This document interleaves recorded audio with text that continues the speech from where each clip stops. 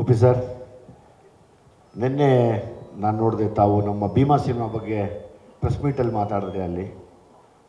So ಆ ವಿಷಯದಲ್ಲಿ ಜಗದೀಶ್ ಗೌಡ್ರಿಗೆ ಥ್ಯಾಂಕ್ಸ್ ಹೇಳಬೇಕು. ಈ ಸಿನಿಮಾನ ಪ್ರೊಡ್ಯೂಸ್ ಮಾಡಿ ಈ ವರ್ಷದಲ್ಲಿ ಒಂದು ದೊಡ್ಡ ಹಿಟ್ ಆಗಂಗೆ ಮಾಡೋದಕ್ಕೆ. ಆ್ಯಕ್ಚುಲಿ ತಾವು ಮಾತಾಡಿದ್ರಿ, ನಾವೆಲ್ಲ ನಿಮ್ಮನ್ನು ಫಾಲೋ ಮಾಡ್ಕೊಂಡು ಬಂದಿರೋದು ಸರ್. ನೀವು ಯಾವಾಗ ಡೈರೆಕ್ಷನ್ ಅಂತ ಬಂದರೂ ಅವತ್ತಿನ ನಿಮ್ಮ ಸಿನಿಮಾಗಳು ನಾವು ಕಾಯ್ತಾ ಇದ್ದವ್ರು. ಇವತ್ತು ಕೂಡ ನಿಮ್ಮ ಸಿನಿಮಾ ನಾವು ಒಬ್ಬ ಲರ್ನಿಂಗ್ ಡೈರೆಕ್ಟ್ರಾಗಿ ಹೋಗಿ ನಿಮ್ಮ ಸಿನಿಮಾ ನೋಡೋಕೆ ನಾನು ಕಾಯ್ತಾ ಇದ್ದೀನಿ. ಇವತ್ತು ಅಭಿಮಾನಿಯಾಗಿ ಕೂಡ ಕಾಯ್ತಾ ಇದ್ದೀನಿ.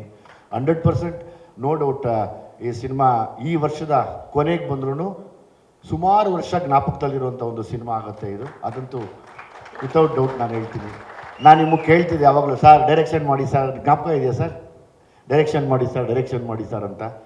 ಸೊ ಅವರೆಲ್ಲ ಬ್ಯುಸಿ ಇರೋರು, ಮೋಸ್ಟ್ಲಿ ಅವ್ರು ಮಾಡ್ದಾಗ ಕರೀತಾರೇನೋ ಅಂದ್ಕೊಂಡೆ. ಶ್ರೀಕಾಂತ್ ಅವ್ರ ಮೇಲೆ ತುಂಬ ಆಸೆ ಇತ್ತು, ಹೆಂಗೂ ಸಲ್ಗ ಮಾಡಿದ್ರು ಮೆತ್ತಿಗೆ ಎಳ್ಕೊಂಡೋಗಿ ಬಿಡ್ತಾರೇನೋ ಸರ್, ನಮ್ಮವರ ಸರ್ ಇವ್ರು ವರ್ಕ್ ಆಗೋದು ಬನ್ನಿ ಸರ್ ಅಂತ. ಅದು ಮಾಡಲಿಲ್ಲ ಅವರು. ನಾಗೀಗಂತೂ ಹೇಳಿದ್ದೆ ಸರ್, ಹೇಳಿ ಉಪಿ ಸರ್ ಮಾಡಿದಾಗ ಅಂತ.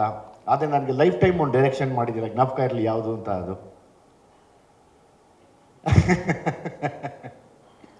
ಸೊ ನಿಮ್ಮ ಡೈರೆಕ್ಷನಲ್ಲಿ ಸದಾ ಇರ್ತೀನಿ ನಾನು ಆ ವಿಷಯದಲ್ಲಿ. ಹಂಗಾಗಿ ಬರುವಂಥ ಯಾರೇ ನಿರ್ದೇಶಕರಾಗಲಿ, ನೀವೊಂದು, ನಾನು ಅವತ್ತೇ ಹೇಳಿದ್ದೆ, ಇವರ godfather to the Kannada industry as a director ಅಂತ.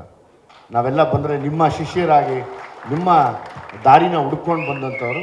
ಸೊ ಹಂಗಾಗಿ ಯಾವತ್ತಿದ್ರು ನಿಮ್ಮ ಡೈರೆಕ್ಷನ್ಗೆ ನಾವು ಕೂಡ ಒಬ್ಬ ಅಭಿಮಾನಿಯಾಗಿ ಕಾಯ್ತಾ ಇರ್ತೀನಿ.